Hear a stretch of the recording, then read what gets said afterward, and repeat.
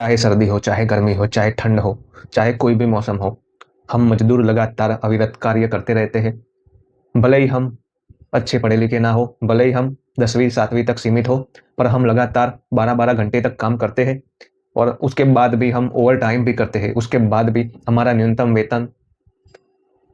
बाहरी देशों के मुकाबले $4 यानी कि 300 या ₹400 महज पर दिहाड़ी होती है। ये बहुत ही ज़्यादा लो है दोस्तों, क्योंकि ये बाहरी देशों के मुकाबले ये बिल्कुल भी ज़ीरो है। उनको तो एटलीस्ट हर सुविधा मिलती है, उन्हें सेफ्टी शूज़ मिलती है, उनको सेफ्टी के कंसर्न के जो भी टूल्स हो वो सब मिलते हैं। उसके बाद भी उनकी सैलरी और हमारी सैलरी में अगर कंपेयर करें तो ज़मीन-आसमान का फ़र्क है। और हमारे यहाँ तो भाई सांसदों को देखें आप, सभी सभी चीज़ों में उनको सभी हर साल उनका इंक्रीमेंट होगा, उन्हें पेंशन उनको 3 साल या 4 साल का कार्यकाल समाप्त होने के बाद उन्हें जो पुरानी पेंशन थी, वो भी पेंशन लगातार मिलती रहेगी।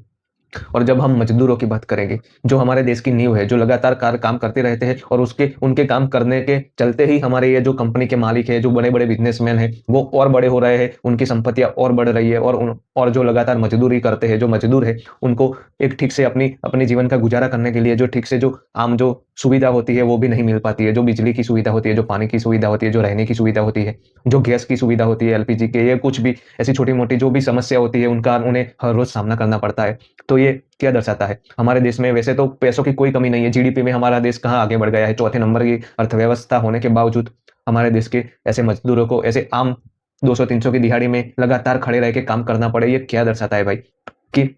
अब हो ये रहा है कि अमीर बहुत ज़्यादा अमीर हो रहे हैं, गरीब बहुत ज़्यादा गरीब हो रहे हैं, बहुत ज़्यादा हमारा देश पिछड़ रहा है इन सब मामलों में। फिर भी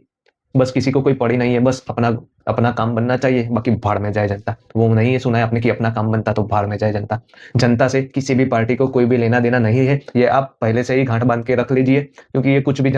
वो अपने घर को भरने के लिए ये सब कर रहे हैं, वो अपने अपने घर को अपने परिवार के लोगों के लिए सुख-सुविधाओं के लिए वो मेहनत कर रहे हैं, बाकी आम जनता के लिए उनको कोई किसी की भी पड़ी नहीं है, वो अपनी जेबें भरेंगे, बाकी आपको बताएँगे कि भाई हम 3 सालों में ये कर देंगे, 4 सालों में देश का विकास हो जाएगा, ये हो जाएगा, वो हो जाएगा। ये जीडीपी भी फेक दिखाते हैं, इतने झूठे हैं ये लोग। तो किसी भी गवर्नमेंट पे कोई भी आए, चाहे कांग्रेस हो, भाजपा हो, अब सबका हिसाब माँगने की बारी आ गई है और जो भी सबके जो भी हिसाब है, उन्हें हमें समझना होगा। उसके बाद जब वोट देने के बाद जितना कार्यकाल होता है, उसका पूरा होने के बाद उनका हमें मूल्यांकन करना पड़ेगा और उन्होंने क्या-क्या काम किए, क्या-क्या कार्य नहीं किए, वो सबका मूल्यांकन करने के बाद आप कोई भी नतीजे पे पहुँचे और किसी भी सरकार को चुनें, बाकी तो सब भ्रष्टाचार ही भ्रष्टाचार है। किसी